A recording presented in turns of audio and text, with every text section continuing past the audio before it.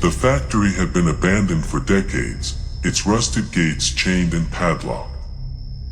Locals avoided the area, speaking of strange sounds, echoes that never faded, whispers of machinery that should have been silent for years. Yet curiosity, or maybe foolishness, drew me there one gray evening. The sky hung heavy with clouds, and the wind carried the faint scent of oil and rust. As I pushed open the creaking gate, the gravel crunched beneath my boots. The factory loomed ahead, massive and decayed. Broken windows gaped like empty eyes, and the smokestacks reached into the sky, skeletal against the dim light. I stepped inside the main entrance. Dust hung in the air, illuminated in pale shafts of fading sunlight through the shattered windows. Rusted conveyor belts stretched across the room, broken machinery scattered, and tools lay abandoned as if the workers had vanished mid-task.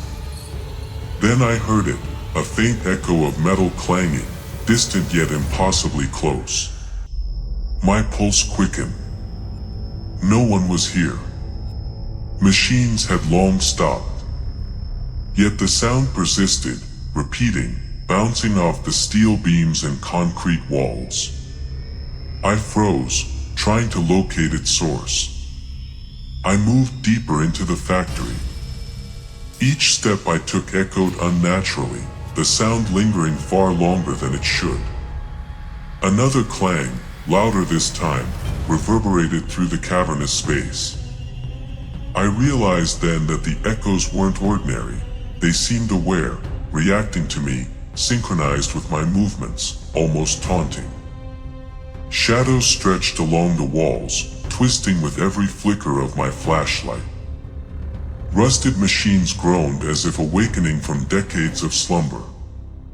I passed a line of old assembly stations. On the counters, tools appeared to shift when I wasn't looking, as though unseen hands were rearranging them. I heard whispers, faint at first, carried in the echoes. Stay, listen, do not leave. I spun around. Nothing. Yet the sound persisted, layering over itself, creating a haunting chorus of metallic clinks and murmurs. A long corridor led to the heart of the factory. The ceiling was collapsed in sections, letting in slivers of moonlight. I stepped cautiously over debris, flashlight sweeping across the machinery. One machine, a massive press, began moving slightly on its own. No power, no wind, yet pistons pumped and gears clicked. I stumbled back, heart racing. Every clang, every echo, now seemed purposeful. They weren't random. They followed a rhythm, synchronized with my steps, my breathing, my racing pulse. Shadows flickered near the walls, shapes that twisted and stretched, seemingly made of the echoes themselves. I felt eyes on me, though no one could be there.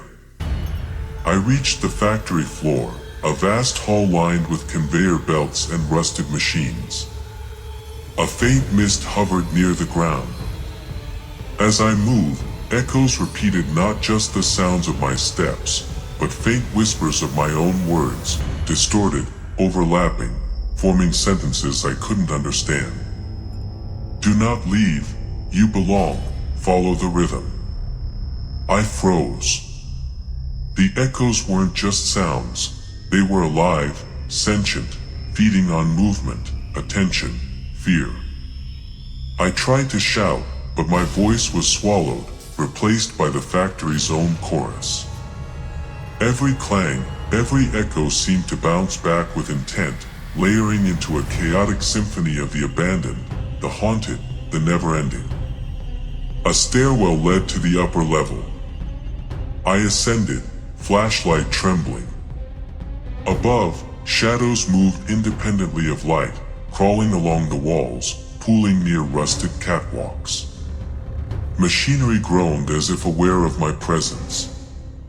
Every step I took triggered a cacophony of echoes, each one twisting my perception, making the factory feel alive, aware, predatory. I reached the upper floor. Conveyor belts stretched out in broken lines, rusted and sagging. A control panel, long dead, flickered faintly, light sputtering as if powered by the echoes themselves. Then I heard it, the unmistakable sound of footsteps, heavy, deliberate, following me, yet no one was there.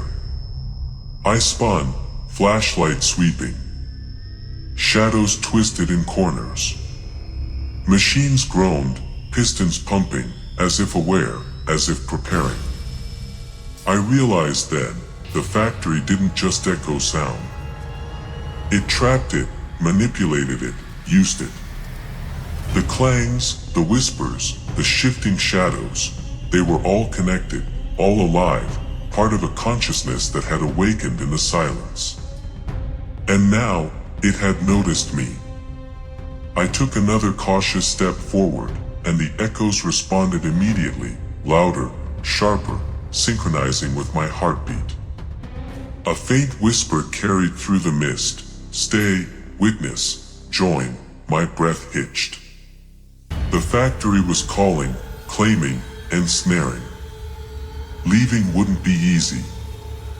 I moved cautiously across the factory floor, the echoes of my footsteps bouncing unpredictably off steel beams, walls, and rusted machinery.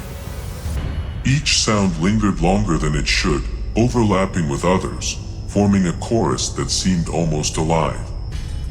Every clang, creak, and whisper felt intentional, as though the building itself was aware of my presence. The machinery, long abandoned, groaned and shuddered as I passed. Conveyor belts shifted slightly, wheels turned without power, and a massive press cycled silently, its pistons moving with deliberate rhythm. Shadows flickered unnaturally across the walls, stretching and curling, sometimes appearing to take shape before vanishing as if they had never existed. I approached a section of the factory where old tools hung on rusted hooks. When I looked away and back again, some had shifted positions. Others seemed to vibrate subtly, resonating in time with the echoes that filled the air. I realized then that nothing in this place was stationary. Every object, every shadow, every sound was connected, feeding into a sinister, living rhythm. From the upper catwalk, I heard a faint metallic clang, sharp, deliberate, almost like a signal. I shone my flashlight upward, catching a glimpse of a shadow moving across the rafters. It wasn't human, at least not entirely. It twisted and stretched as it moved, following the rhythm of the echoes, blending with the machinery. My pulse raced. I tried to retrace my steps, but the factory had changed. Corridors that should have led back to the entrance now looped impossibly, hallways bending and stretching like the reflections of some cruel mirror. Each echo of my movements reinforced the sense of disorientation, layering over previous sounds, creating a chaotic, almost sentient soundscape. I stepped into a vast assembly hall. Rusted conveyor belts stretched into darkness, machines looming like silent giants. The echoes here were stronger, overlapping and intertwining, forming faint whispers I couldn't fully understand. Join, stay, listen. I froze, the hairs on my arms standing on end. The whispers weren't just sounds, they were commands, layered into the echoes themselves. A massive machine groaned to life. Pistons pumped, gears rotated, and conveyor belts shifted, though no electricity powered them. The sound was deafening, yet the air remained still. Shadows moved independently of any light source, coiling and twisting along the walls and floor, following my every movement. I realized the factory wasn't just haunted, it was alive, and it had decided I was part of its rhythm. I climbed a rusted staircase leading to a catwalk above the assembly line. From here, I could see the full scale of the factory floor. Machines that should have been motionless moved in eerie synchrony, echoes bouncing through the cavernous hull. Reflections of shadows appeared in rusted metal panels, faces forming briefly in warped steel before dissolving back into darkness. Suddenly, the echoes shifted. My own footsteps, once distinguishable, were now layered with dozens of others, past visitors, workers who had vanished, or perhaps echoes of something far older. I realized with horror that the soundscape of this place contained every movement, every step ever taken here, looping endlessly. The echoes never ended, and now they included me. I descended to the factory floor again, careful not to make sudden noises. But even as I moved cautiously, the machinery responded. Wheels turned faster, pistons pumped harder, creating a chaotic rhythm that seemed to synchronize with my heartbeat. Shadows coalesced near the walls, forming humanoid shapes that shifted and stretched impossibly. I felt unseen eyes watching, following, analyzing every move. I reached a side room where old offices once stood. Papers were scattered, rusted filing cabinets toppled, chairs overturned.